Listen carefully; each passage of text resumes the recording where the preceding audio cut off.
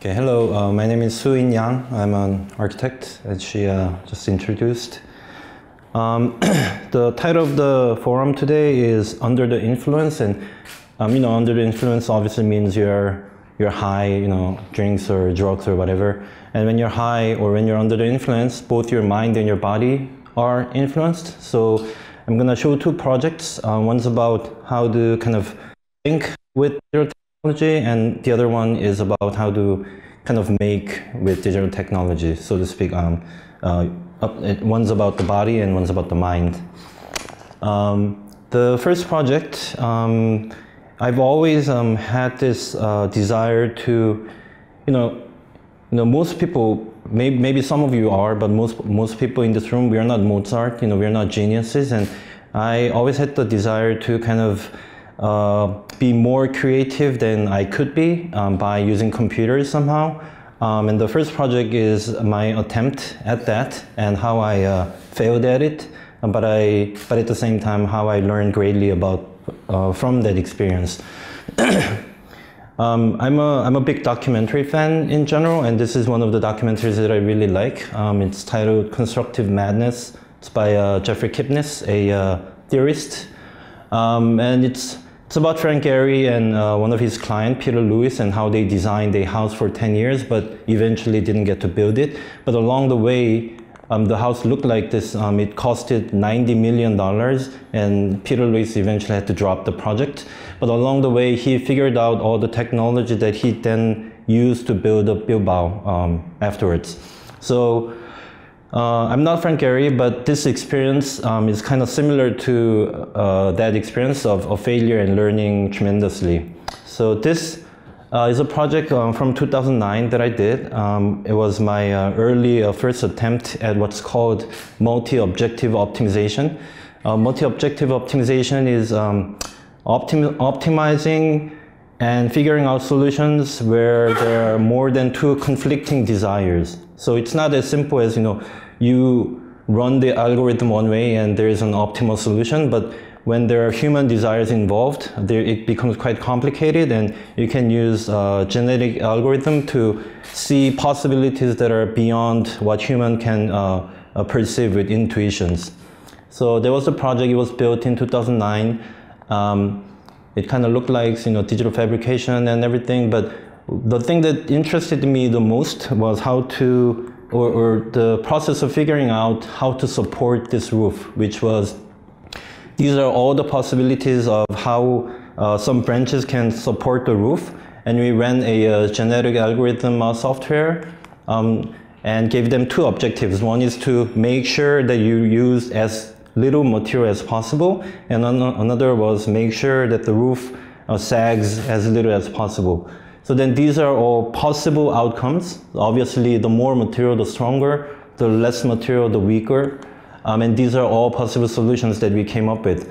What's interesting here is in multi-objective algorithm optimizations, there isn't one perfect solution. So here, using a lot of material but very strong, using almost no material but very weak, and everything here could be a solution potentially, because it sags a little bit but uses a little bit less material.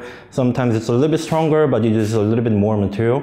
And the excuse me, the blue points here is what's called Pareto frontier, or sometimes Pareto field. It means those are potential solutions. So that's a project that I did like 10 years ago. And last year, I was part of this competition to build a $1.5 million sculpture for a major steel manufacturer in Korea, which I won with this project that I'm going to show right now. So after 10 years, I wanted to try or give it one more go at more complex multi-objective optimization. So I came up with these three objectives. Design a sculpture that I come up with a form and use softwares to figure out a way to make the sculpture have minimum surface area and have minimum deflection in terms of structure, and also have the most edge possible. Because when I first ran the algorithm so that the sculpture would have least surface area and least deflection, after one night of evolution, I came into the office and there was this small fingernail on my monitor. And I thought about it, and if you want it to be as strong as possible and use as little material as possible, then there should be nothing. So then I added another condition, which is to maximize the edge to kind of bring up the presence of the piece.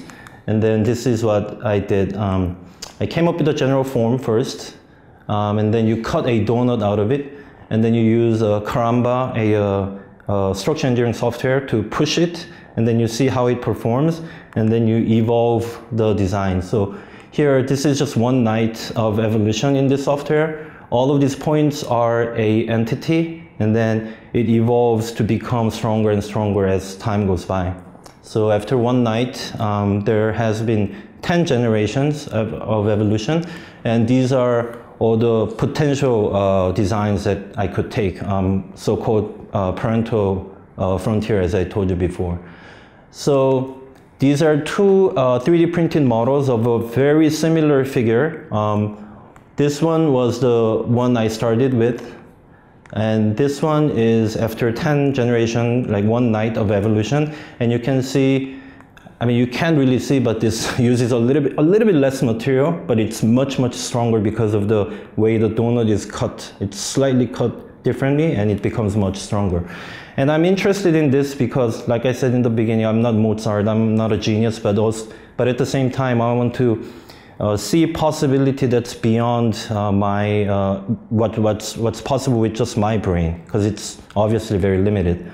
So, these are some presentation boards. Here it says, artificial intelligence, we can expand the possibility beyond a single person's brain. Came up with these forms. So this is the part I failed, so I'm just gonna skip through it because I think what's more important is the lesson that I learned, and I want to share my lesson with you and not the project, because the project has failed eventually. So, I made models. It's a complicated structure, so try to come up with, model in CATIA and try to come up with the right panelization so that it could be paneled and constructed. Make a physical model of it with 512 panels that's put together to make this shape that's about 15 meters tall. And then if the sculpture were to be made out of a single sheet of steel, then it had to be 44 millimeters thick, which is crazy thick. So then we came up with a way to reduce the 44 millimeter to 2 layers of 4 millimeter sheets and a dowel or spacer in between, so that just like a cardboard, it could perform much stronger. This is a very crude mock-up that we made in our office, just me and a guy. And then we did more kind of professional engineering and testing at a lab. Figured out a way to make these panels out of this machine, so that every single panel has double curvature for structural strength. And then the final design kind of looked like this, and then it got canceled because I was supposed to make the sculpture in 2 months, and I was already into like 4 months of researching, and the client just said, I don't believe you. I don't believe you can make it. And I told him, I can make it. I'm showing you all this progress, but anyway, it got canceled. And when it got canceled, I was really sad. So I called Chanjung. We met. He bought me some drinks, and he said, you're stupid because you're trying to sell this as a sculpture, but you should really sell this as a facade panel. Then you can make more money. And he said he's gonna arrange that. So I'm still waiting for your call. Hasn't called me yet. Anyway, so project got canceled, but like I said in the beginning, it was a really great learning for me because I realized this. In 2008, I did a 2-dimensional multi-objective optimization, just 2 factors. The software I used was CATIA and this very special software called Mode Frontier, which is originally developed to design the cockpit of a bullet train in Europe. The total fee I had to pay for the license fee of 2 softwares was about 150,000 US dollars. I was teaching at Columbia University at the time, so I was able to use the softwares for free. But nevertheless, if somebody wanted to do it, then you had to have 15 or 150,000 US dollars. 10 years afterwards, this is a typo, I'm sorry, it's supposed to be 2019. Anyways, after 10 years, last year when I did even more sophisticated multi-objective optimization with 3 factors or 3-dimensional multi-objective optimization, everything was for free. Grasshopper, there's a plugin in Grasshopper called Octopus, which is a specialized software just for multi-objective optimization, kind of like Mode Frontier. And then there was this software that I had to buy. It's called Karamba, which is a structural engineering software. So what I realized through this experience was in 10 years, what used to cost 150,000 US dollars, now you can do it only with 450 euros. And I did it in my office. I did it with 2 of my interns, both were 4th-year university students. And this made me realize, I mean, it's obvious right now. Now it's very obvious to me what I should do as an architect. I'm not, like I said, I'm not Mozart. I'm not Chanjung. No genius.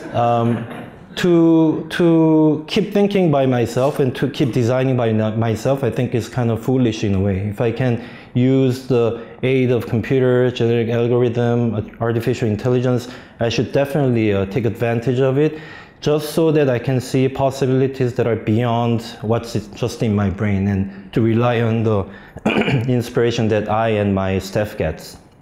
So that's one big lesson I learned about how to kind of think with computers. And then making with computers, I'm quite good at it actually. I've been doing it for a long time. I really like it. So this is just as a kind of fun project. I'm going to show you a small house I designed and built that has a kind of interesting digital fabrication aspect to it. So this is what the house looks like. For many legal reasons, it had to have sloped roofs, and my client wanted to have barbecue on the roof. So instead of making the roof like this, we made the middle part flat and then made it slope to the sideways to kind of bypass the law, but so that she can also have barbecue on the roof. These are the plans. She's an installation artist actually, and she wanted a space to kind of showcase her work. So this is the middle of the house where she can, showcase her work, which are usually like these weird kind of grotesque chandelier kind of pieces. And this is what I was interested in. So because of the shape of the house, this is the unfolded elevation of the house. And when you stack bricks, you usually do it like this. You stack it like this, and when it meets the diagonal, then you cut the brick like this. So here's a very nice house by Jung-hoon. Very nice project by Min-seok. I also did, some weird brick stuff, but nevertheless, you always stack like this, like that. So this time, what I wanted to do was to stack the bricks like this, so it's all same number of bricks where it's shorter or taller. And if you do that, then the windows would also have to kind of curve up like this. So the client liked it, but the client really wanted a brick house. That's the kind of basis of why I had to do this. She really wanted a brick house where she can have barbecue on the roof. So we did this, and we thought it was kind of cool, and we started coming up with ideas. If you want to lay these bricks, instead of using strings, you can use really long rubber bands, make ticks on it, so you can always have the same number of bricks when you're laying bricks.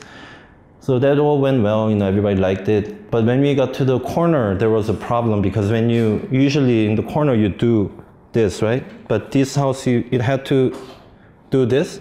So the corner became really complicated. So these are some tests. My staff really wanted to do this, but I thought it's kind of, if I did this, then I lose to the house. The house wins, or the brick wins, and I lose because it's not cool enough. In the corner where it could be really nice, it's just eliminated. And it's actually not that simple, because all these bricks would have to be cut in a very different angle anyway, so it's very complicated. So then we thought, it's going to be complicated anyway, so we should make it like really complicated but super cool, is what we thought. So we decided to do it like this, where it kind of becomes a zipper and kind of reimagine the corner of this brick house. So the design eventually looked like this on the top, and as it gets to the bottom, it looks like this. And so we had a friend who happened to have 2 robot arms. They got funding from the government, and they had this small shop. They had 2 robot arms. So we bought a 40 euro grind or 400 euro grinder, like really kind of traditional grinder, attached it to the robot arm like this, and then cut all the corner bricks like this. They look like this.